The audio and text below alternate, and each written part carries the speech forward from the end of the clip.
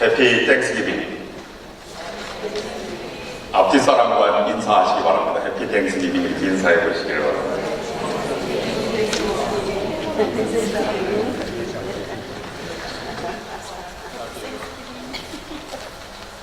오늘 추수감사주의를 맞이하여 이제부터 추수감사 절기를 맞이하는 주간입니다.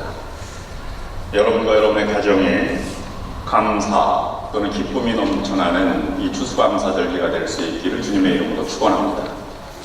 또한 멀리 이제 성탄절까지 빅 할러데이가 시작되는데 오고 가는 많은 여행객들, 또 방문하는 자녀들, 또 함께 식탁에 둘러앉아 담소를 나누는 모든 가운데 한 해 동안의 결실을 맛보고 또 참다운 그런 화기애애한 화목한 가정을 누리시는 여러분 모두가 될 수 있기를 주님의 이름으로 축원합니다.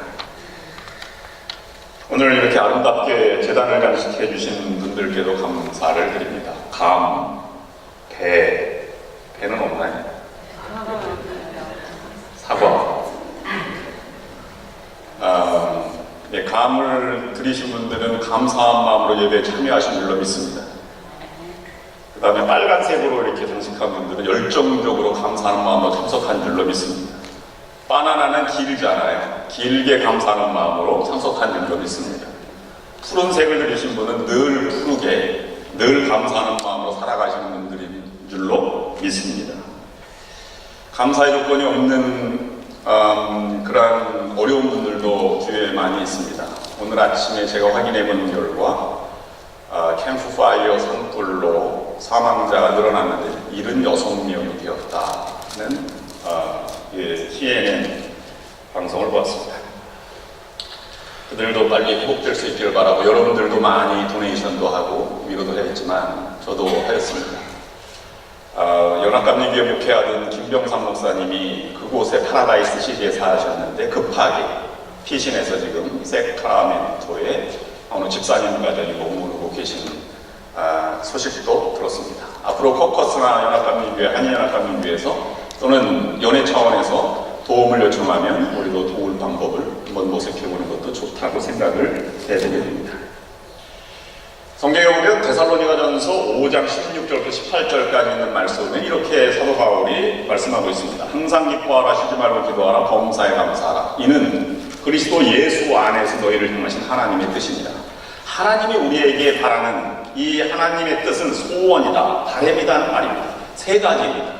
언제나 기뻐하는 삶, 그리고 기도하는 삶, 감사하는 성도를 하나님께서 원하신다고 하는 것입니다.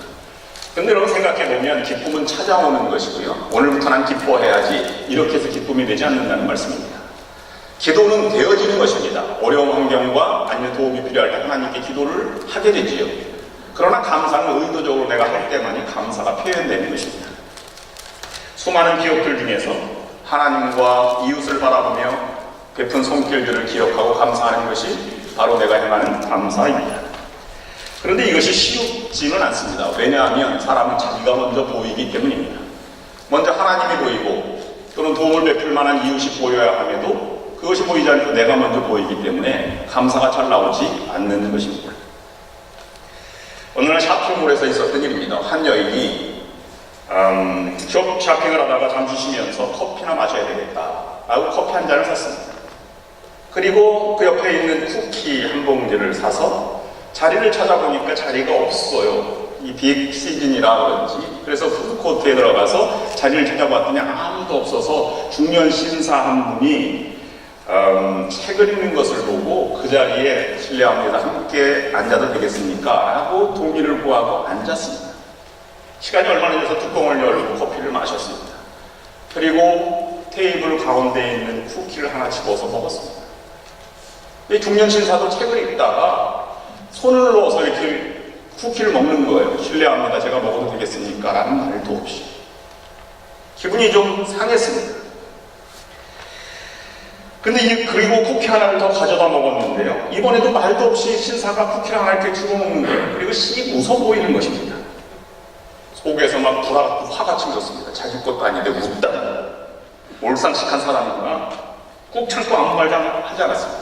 커피 한 모금을 더 들이켜 마셨습니다. 그리고 쿠키를 하나 이렇게 더 집어갔더니 그 신사도 쿠키를 집어가는 거예요. 태연하게 집어가는 모습 보고 이 여인이 노려보아서 그랬더니 이것이 웃는 거예요. 그래, 저 같은 인간도 있구나. 내가 참자. 저런 사람하고 싸워봤자 나 똑같은 사람이 될 것 아니야. 그리고 나중에 쿠키가 하나밖에 안 남았어요. 먼저 먹으려고 그렇게 했더니 신사가 먼저 집어갔습니다. 그 반을 쪼개서 여인에게 준 것입니다. 에이, 오늘 참 별 희한한 사람 다 있네. 저렇게 엄청 없는 사람이 있을 수 있을까라고 하고 자기가 있던 잡지를 넣고 가방을 열어보니까 자기 안에 쿠키가 그냥 있는 거예요. 신사의 쿠키를 자기 건 줄 알고 먹었던 것이지. 나는 남의 거를 먹는데도 그렇게 우라같이 밀었는데 그 신사는 자기 것을 먹는데도 아무 상관없이 기쁜 마음으로 웃어 보이고 태연해 보이고 또 반쪽까지 나눠주는 것이었습니다. 자기가 잘못한 걸 알고 얼굴이 새빨개져서 여인은 돌아갈 수밖에 없었습니다. 여러분, 이 이야기는 여인의 이야기뿐만 아니라 여러분의 이야기, 우리의 이야기입니다. 우리의 생명이 누구 것인가요? 여러분의 모든 삶이 누구의 것인가요? 하나님의 것인데도 불구하고 우리는 하나님의 것을 인정하지 않고 하나님을 바라보지 않고 내 것인 양처럼 살아왔던 나의 삶이 너무 많이 있다고 하는 것입니다. 여러분, 본문에도 비슷한 이야기가 나옵니다. 10명의 문둥병자들이 동네에서 이 문둥병은 옛날에는 신의 저주로 알았으니까 뭐 다리 밑이나 아니면 외딴 곳에 이렇게 배너 같은 데 보면 외진 곳에 함께 집단 생활을 하도록 하지. 전염도 있고 그렇기 때문에 그렇습니다. 가족을 만날 수도 없고 사회에 나올 수도 없습니다. 그 문둥병, 한센병이 낫는다는 것은 꿈에나 있는 일이고 절대 현실에서 일어나지 않는 일이라는 것을 본인들이 잘 알고 있습니다. 스스로 문둥이 시인이라고 하는 한하운 씨가 이렇게 썼어요. 세상에 의지할 곳도 헐벗고 의지할 곳도 없고 헐벗고 굶주리며 학대를 받으며 살아가는 인간. 이 부천의 사무칠 원한을 짐승같이 혼자서 울어야 합니까? 굽이굽이 맺힌 눈물 어린 사연, 어찌 다 말할 수 있겠습니까? 모든 것이 생명이기에 죽지 못해 사는 것뿐입니다. 그 예시주 황토길에 보면 자신을 이렇게 표현합니다. 내 인생 단 한 번도 웃어보지 못한 삶. 얼마나 처절한 고백입니까? 예수님이 지나가다 소문을 듣고 있던 문둥병 10명이 소리치렀습니다. 나를 고쳐주십시오. 그랬더니 예수님이 말씀하셨습니다. 가서 제사장에게 보이라. 제사장에게 가다 보니까 자기가 문둥병이 나은 건 줄 알았어요. 어디로 갑니까? 그동안 그리웠던 가족, 친구, 자녀 보기 위해서 달려가기 시작했습니다. 근데 한 사마리아인이 가다 보니까 내가 잘 가고 있나? 라고 생각하다 보니까 그게 아니지. 고쳐준 예수님께 가야지. 라고 하나님께 영광을 돌리며 예수님께 막 달려와서 그렇습니다. 예수님이 기다리고 있었습니다. 10명을 다 고쳐주었는데 언제나 돌아올까요? 그래서 누가복음 17장 17절 말씀 보면 오늘 본문 말씀이 이렇게 기록하고 있습니다. 10사람이 다 깨끗함을 받지 아니하였느냐? 그 9은 어디에 있느냐? 소원한 마음을 드러낸 것이죠. 예수님이 돌아온 이 사마리아 사람 보고 누가복음 17장 19절 말씀에 이렇게 기록하고 있습니다. 일어나 가라, 내 믿음이 너를 구원하였느니라. 한 영혼이 구원받았다, 천국 갔다 이런 개념이 아니고요. 본문 원어를 풀이해보면 이런 말씀입니다. 내 믿음으로 말미암아 너는 온전하게 되었다는 뜻입니다.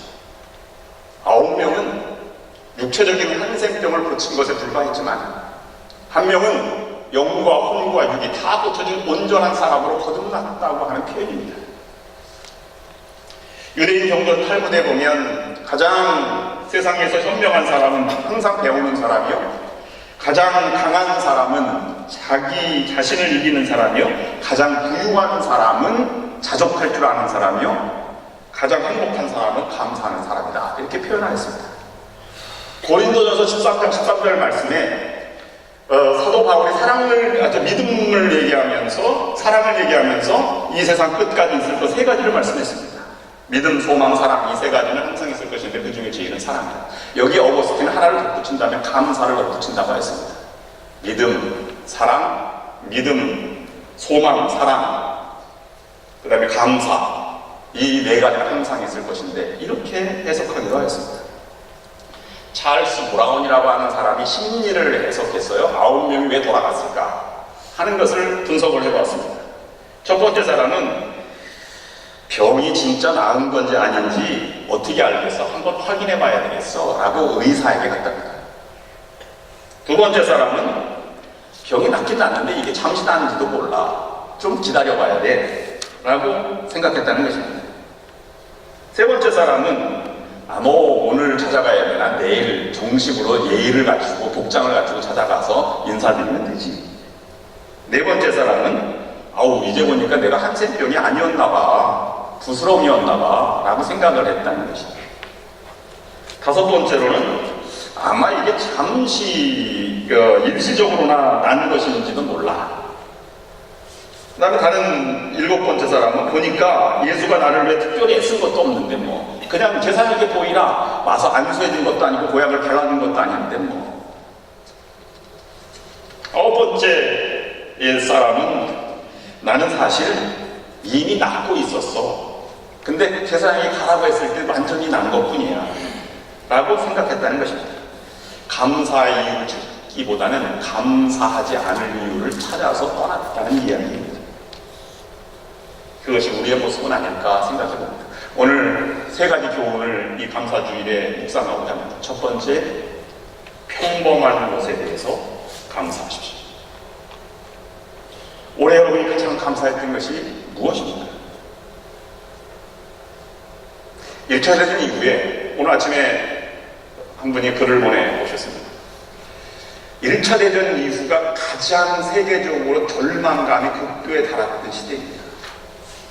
삶의 무의미해지고 철학과 모든 물질들이 허망해지는 것입니다. 그래서 허무주의로 가고 있었습니다. 그때 나온 작품 하나가 유화로 그레이스, 더 그레이스라고 하는 그림입니다. 여러분 한번 보시겠습니다. 이 그림이 많이 본 그림이죠. 1918년 미네소타주에서 시작된 것인데요. 이 에릭이라고 하는 한 사람이 탄광촌에서 사진관을 운영하다가 너무 추운 날 노인이 한 명 들어와서 식탁에서 수프하고 빵을 대접했는데 그걸 기도하는 모습이 너무 아름다워서 흑백 사진으로 찍었어요.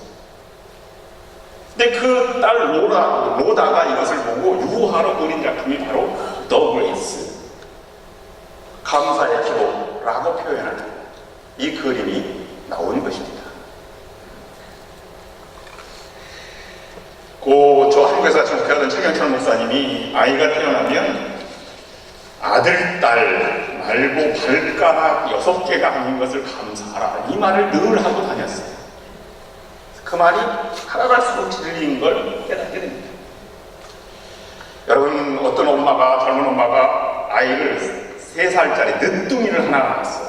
늦둥이 나면 이런 자폐나 아니면 이 병 때문에 불구 때문에 많이 걱정을 하지 않습니까? 근데 3살 되도록 말을 하지 않는 거예요. 오므라고 기껏 말한다는 게 엄마 말이었습니다. 너무 걱정이 돼서 자폐아가 합니다. 그래서 1차 병원에 갔는데요. 병원의 의사가 아무래도 이상합니다. 큰 병원으로 가봐야 되겠습니다. 지금까지는 아이를 위해서 막 기도했는데 그날 밤에 기도가 바뀌었습니다. 뭐라 바뀌었습니까? 하나님, 이 아이가 그냥 정상이면 좋겠습니다. 정상 아이라면 나는 평생 하나님께 감사하겠습니다.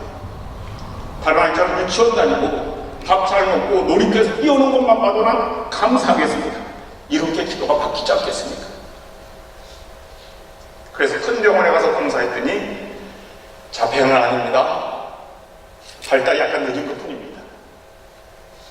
여기는 하나님께 진심으로 감사를 드렸습니다. 감사의 내용은 무엇입니까? 평범한 것에 감사뿐인 것입니다. 최병락 목사님이 쓴 글 중에 다시 일어남이라는 책이 있는데 거기 나온 예화 중에 하나가 미국에서 목회하는데 신방을 갔어요.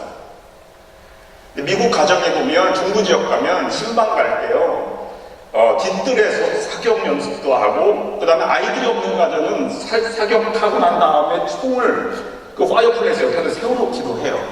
그 목사님 한번 총 쏴보시겠어요? 뭐 이렇게 얘기도 해서 저도 총도 쏴봤습니다. 근데 신방을 갔는데 아이들이 몇 명이 가니까 이 목사님 아들하고 4살짜리 다른 아이하고 2층에서 그 미디어룸에서 이제 게임을 막 하고 총 싸우는 어린아이들이 좋아하는 총싸움. 근데 파이어플레이스 그 미디어룸 옆에 총이 세워져 있는데요, 장난감 총하고 똑같이 생겨가지고 이렇게 총을 겨눴습니다. 근데 목사 아들에게 겨눴는 4살짜리가, 그러면 애들이 뭐라 그러니까 나 쏜다 그랬더니 쏴봐 이렇게 얘기해서 쐈는데요, 연발총 20발짜리가 들어있었습니다. 20발이 동시에 나갔어요. 근데 아이가 너무 4살짜리가 들지 못하니까 반동에서 천장을 가가지고 벽을 뚫고 다른 가구로 다 나갔습니다. 20발이 나갔는데 한 발만 맞아도 죽는 것입니다. 집에 무사히 도착해가지고 아이를 끌어안고 이렇게 얘기했습니다. 아이야, 살아줘서 고맙다. 그리고 그 순간 아이에 대한 모든 바람이 욕심이었다는 걸 깨달았습니다. 그리고 사모님이 은행에서 100만 원 천부를 찾아다가 봉투에 이렇게 썼습니다. 하나님, 살아있는 것만으로도 감사합니다. 그것이면 충분합니다. 여러분 잘 아는 2014년 두 아이의 엄마가 36살로 죽어가면서 일기를 남긴 것이 방송에 나온 적이 있었어요. 그 여인 샤롯 키들리라고 하는 여인이 쓴 글에는 내가 그렇게 원하는 남편의 바가지, 아이들의 웃음소리, 장난스러움, 유치원 가는 것, 이것이 얼마나 행복한 것이었는가. 하루가 이렇게 소중하다는 것을 깨달았다. 이렇게 썼습니다. 누군가에게 이렇게 소중한 하루를 우리가 지금 이렇게 예배드리고 있는 것입니다.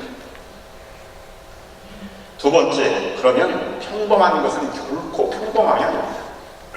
시편 기자는 묵상을 여러 번 했는데 이것을 많이 묵상했어요. 아침에 일어나자마자 시편 3편 5절 말씀을 이렇게 기록하고 있습니다. 내가 누워 자고 깨었으니 여호와께서 나를 붙드심이로다.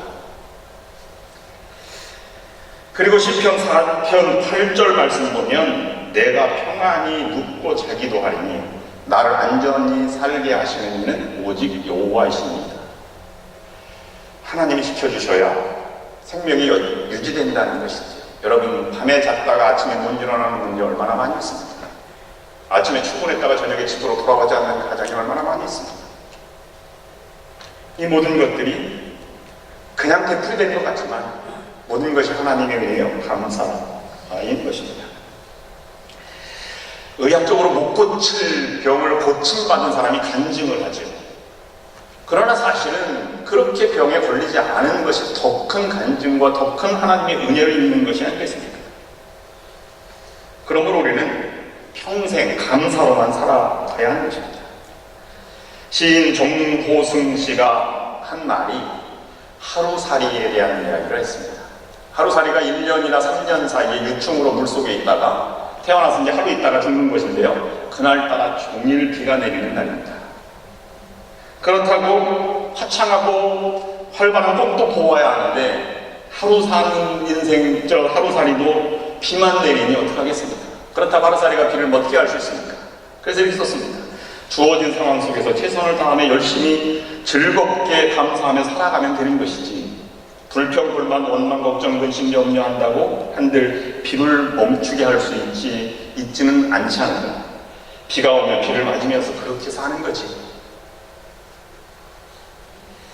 린카르트 목사님이, 독일 목사님이 흑사병이 터졌을 때 목회를 했어요. 자기 아들이 흑사병으로 잃었습니다. 하루에 제일 많이 흑사병 장례를 교회에서 치는 것이 59장례를 치기도 했습니다. 그때 치르고 나서 작사한 찬송이 오늘 부른 66장 다 감사드리십니다. 찬송가 66장 보면 다 감사드리세 온 마음을 주께 바쳐 그 섭리 놀라워 온 세상 기뻐하니 예부터 주신 복 한없는 그 사랑 선물로 주시네 이제와 영원. 스타포트라고 하는 변호사가 있는데요, 1873년도에 아내와 4명의 딸이 대서양을 건너다가 폭풍으로 딸을 잃어버리게 되었습니다. 그 집에 도착했는데 집에 불이 나가지고 다 홀랑 타버렸어요. 부사일생으로 살아난 아내를 만나기 위해서 대서양을 건너는데 배우의 선장이 이렇게 얘기합니다. 이곳이 내 자녀, 내 딸을 삼킨 바다입니다. 그때 마음속으로 감동이 밀려와서 작곡한 곡이 찬송가 413번입니다. 내 평생에 가는 길 순탄하여 늘 잔잔한 강 같든지 큰 풍파로 무섭고 어렵든지 나의 영혼은 늘 편하다. 내 영혼 평안해. 내 영혼 평안해. 우리 같으면 울부짖어도 부족할 거예요. 하나님의 은혜를 기억한다는 것은 놀라운 일입니다. 그것뿐만이 아닙니다. 슈몰크라고 하는 목사님이 있는데요. 사모님과 함께 하루 종일 교회 신방하면서 돌아왔던 집에 불이 났는데 아이 둘이 끌어안고 불에 타 죽었어요. 이것을 보고 하나님을 원망할 수 있는데도 불구하고 작곡을 하였습니다. 그것이 찬송가 549장 내 주여 뜻대로 행하시옵소서 라는 찬송입니다. 여러분, 신발이 없다고 원망하지 마십시오. 신발이 필요치 않은 사람이 있습니다. 신고 싶어도 신지 못하는 사람입니다. 발이 없는 사람들입니다. 새들은 가장 바람 부는 날 새 집을 짓는다고 합니다. 왜냐하면 강한 바람을 이겨낼 수 있는 집을 짓기 위해서라고 합니다. 가나안에 살고 있는 사람에게 감사하라고 설교하면 설교가 잘 되지 않습니다. 그러나 광야 어려운 사람들에게 감사를 설교하면 더 은혜가 됩니다. 그것은 우리의 현실과 마찬가지입니다. 그러나 우리는 이 감사절의 감사를 회복해야 하겠습니다. 믿음이란 무엇입니까? 믿음은 하나님의 소원을 들어주는 게 믿음입니다. 하나님을 바른 대로 살아가는 거예요. 그것이 뭡니까? 항상 기뻐하고 범사에 감사하고, 항상 기뻐하고 쉬지말 기도하고 범사에 감사하는 것입니다. 그런데 우리가 하나님께 다 맡겨버리고 그냥 기뻐하고 기도하며 감사하며 살아가야 되는데 어떤 사람들 보면 그냥 무사태평한 사람이 있어요. 낙천적인 사람입니다. 걱정하지도 않고요. 두려워하지도 않습니다. 그런 사람과 믿음이 있는 사람과의 차이점은 무엇입니까? 그 차이점은 감사에 있습니다. 어떤 상황 속에서도 기도하며 두려움과 걱정이 사라지는 삶을 살아가면서도 마음의 평안이 찾아오고 감사가 찾아오는 것이 믿음의 사람입니다. 여러분 인생에 얼마나 감사하며 살아갑니까? 일상생활에 감사하시고 그냥 있는 일상생활이 아님을 기억하시고 평생 어떤 환경이든지 감사하면서 평안한 하나님의 풍족한 은혜를 누리신 여러분들이 될 수 있기를 주님의 이름으로 축원합니다. 기도하시겠습니다. 평범한 것이 그냥 평범한 것이 아님을 알게 하여 주시옵소서. 그러므로 하나님의 은혜 아래 있음을 깨닫게 하여 주시고 하나님을 언제나 의지하며 의뢰하며 신뢰하며 맡기며 살아가는 저희들이 될 수 있도록 인도하여 주시옵소서. 지금 이 자리에 함께 예배드리게 하신 것 감사드립니다. 앞으로도 더 평생 감사하며 살아가는 믿음의 성도들이 될 수 있도록 은총 베풀어 주시옵소서. 예수 그리스도의 이름으로 간절히 기도드리옵나이다. 아멘.